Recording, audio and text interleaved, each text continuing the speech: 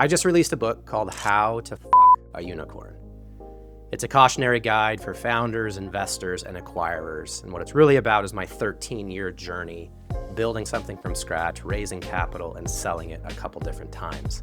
But underneath all of it, the through line is about confidence. You see, when you build something out of nothing, you need an abundance of confidence to jump in. Most people say, hey, if I knew exactly what I was getting myself into, I would have never started this. I can echo that because it's a long road of pain building something from nothing. Now, having this abundance of confidence is what got this thing over the line to begin with, brought some co-founders, early capital. But as we raised venture capital, big time, real money, fancy money, I started losing my confidence. And in losing that confidence, I almost lost the company, the dream, everything. After raising our first round of institutional money, I immediately started to panic, saying, hey, I'm just a coach. I don't know how to build a startup. I'm not the right guy to run this thing. Let's make sure that the money you just put in has the best chance of succeeding. So I went immediately to our lead investor and just shared with him, hey, I think the best move is for me to step down and to bring in a more seasoned CEO to build this thing. Unfortunately, that was the domino that kicked off many years of just absolute torture and pain, because at that point, my confidence wasn't where it needed to be. Stepping down as CEO, it became immediately clear that that was the wrong decision. And because of that, my influence in the direction of where this company was heading was just smaller and smaller. When we got acquired, I didn't have the real seat at the table I needed to negotiate the right deal, not only for the company, for the team, but especially for me.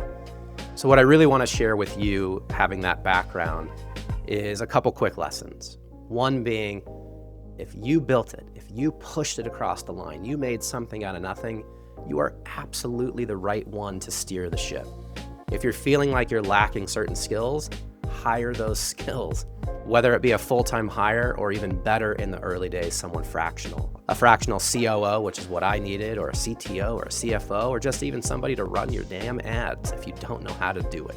So do not be afraid to hire fractionally while you're learning on the job. And with that said, hopefully that learning, pushing against your comfort zone, will increase your confidence.